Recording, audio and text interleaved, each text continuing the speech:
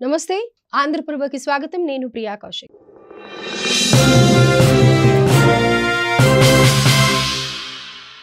వరంగల్ బల్దియా ప్రధాన కార్యాలయంలో మేయర్ గుండు సుధారాణి అధ్యక్షతన కౌన్సిల్ సమావేశం జరిగింది. ఇందులో భాగంగా 23 ఎజెండా అంశాలతో ప్రవేశపెట్టిన 139.29 కోట్ల అభివృద్ధి పనులకు కౌన్సిల్ ఆమోదం తెలిపింది.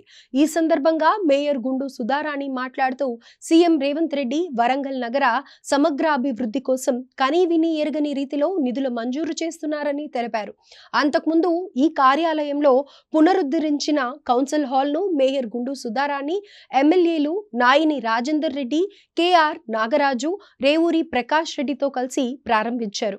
ఇక ఈ సమావేశంలో MLC Baswaraju Saraiah, Baldia deputy mayor Rizwana, Masood, షమీంతో పాటు వివిధ విభాగాల ఉన్నతాధికారులు పాల్గొన్నారు. వరంగల్ నగరాన్ని ప్రత్యేక దృష్టిని కేటాయించి అనేక నిధులను ఇవ్వడం జరిగింది. ముఖ్యంగా ఈ సమావేశంలో ఇంత పెద్ద ఎత్తున నిధులు తీసుకోవడానికి ముఖ్య కారణం స్టాంప్ డ్యూటీ నిధులను గౌరవ ముఖ్యమంత్రి శ్రీ రేవంత్ రెడ్డి గారు 173 కోట్లను ఇవ్వడం ద్వారానే ఇవన్నీ కూడా ఈ నిధులను చేసుకోవడం జరిగింది. ఇటు అభివృద్ధి పనులు, ఇటు వర్కర్స్ శాలరీస్ ఇవన్నీ కూడా కార్పొరేషన్ మీద భారం పడకుండా ఎన్నో ఏండ్లుగా దాదాపు 10 సంవత్సరాలు గత ప్రభుత్వంలో పెండింగ్ ఉన్నటువంటి స్టాంప్ డ్యూటీ నిధులను ఇవ్వడం ద్వారానే ఈరోజు ఈ అభివృద్ధికి నాంది పలికిందని తెలియజేసుకుంటూ ఈ కార్యక్రమాన్ని ఇంత విజయవంతంగా నిర్వహించడానికి సహకారం అందించిన ప్రతి ఒక్కరికి, పత్రికా విలేకరులకు, మీడియా సోదరులకు అందరికీ కూడా ధన్యవాదాలు తెలియజేసుకుంటున్నాను.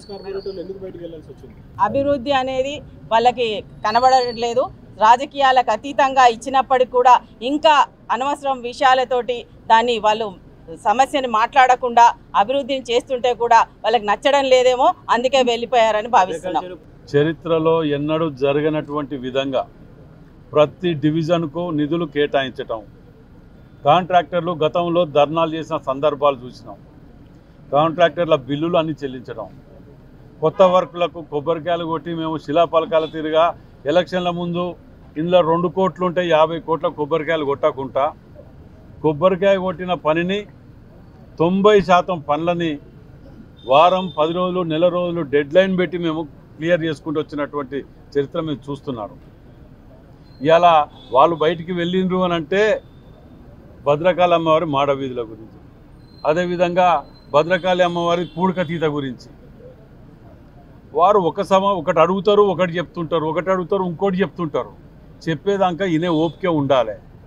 ఇవాళ అది చేయటం వల్ల మంచి పేరు వస్తుందని చెప్పి సుమారు 9.5-10 కోట్ల రూపాయలు కేటాయించడం జరిగింది. దాంట్లో అవకతవకలు అంటాడు.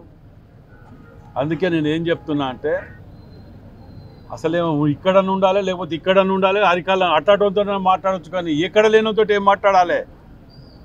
గతంలో టెండర్లు అనేది రింగులు చేసి ఎక్సెస్ చేసుకొని దుండుకొని తిన్నారు వీళ్ళు పందికొక్కల తీరుగా. మేము చేయలే ఆ పని.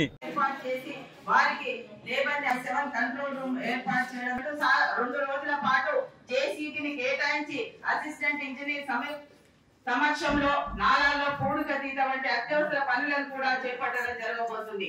మహానగరంలో 66 డివిజన్లలో 300 జరిగింది. పంజా వ్యాప్తంగా రహదారుల్లో ఏర్పడిన గుంతలను ఎప్పటికప్పుడు గుర్తించి